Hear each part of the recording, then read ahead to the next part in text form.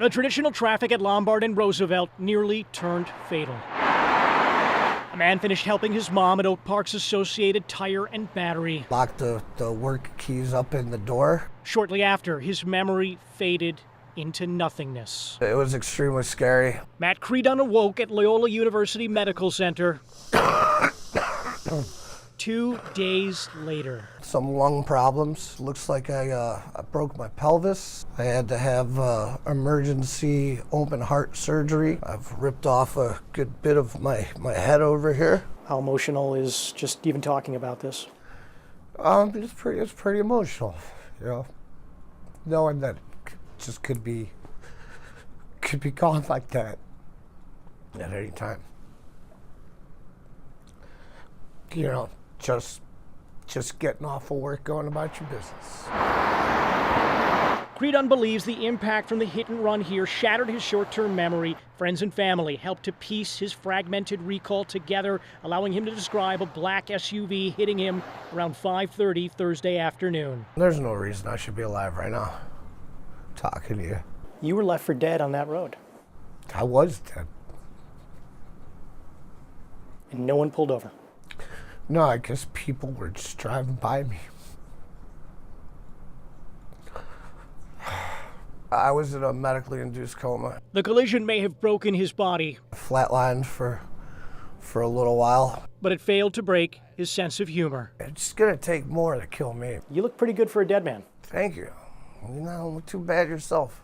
He says after months of physical therapy, he'll be back to normal. I have a breathing doctor, I have a heart doctor. But the care is extensive and the person responsible should be held accountable. Hopefully that they at least have insurance because I don't. Just to have the common human decency to pull over and make sure I'm alive. And that's really all I could ask. Who would do something like that? I don't know. I couldn't do it. We reached out to local police for updates and comments on this story. Our messages were not returned. If you have any additional information on this crime, you're asked to call the Oak Park Police Department.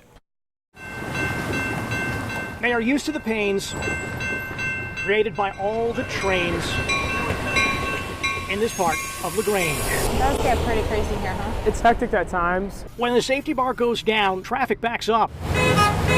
Over time, especially during rush hour, the nearby area of Ogden and LaGrange periodically looks more like a parking lot than an intersection. Things can get backed up here. This crosswalk isn't always clear, is it?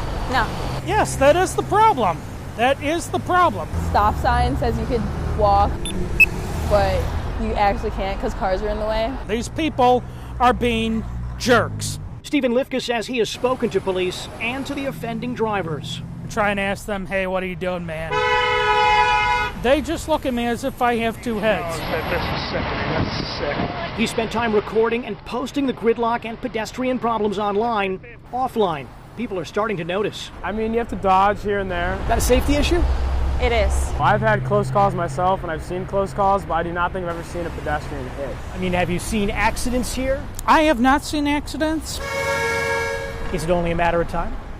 Yes, it is only a matter of time.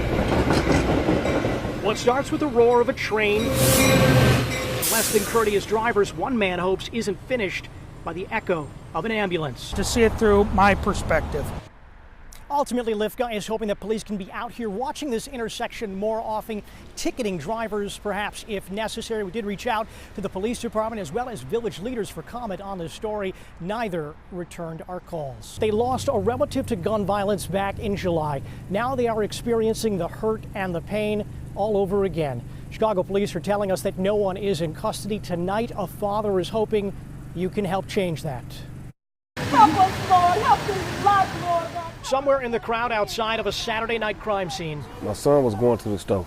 A father's heart was breaking, and the police tape it long and hadn't separated him from the one thing he desperately wanted to do. I just want to see my son, hold my son. It's just crazy. Lavelle Shaw describes the pain and the loss. It's so hard. As more intense since his teenage son it's like was shot in the face and killed. It's like you wake up in the house and you don't see him. You miss him so much. His eyes at times filled with tears, his heart empty, echoing with grief. I miss my son, man. He's only 15. He had a whole life ahead of him. Family doesn't know why or who would shoot and kill Anton Shaw. He was a freshman at Foreman High School, training for the basketball team, but wouldn't live long enough to play a game.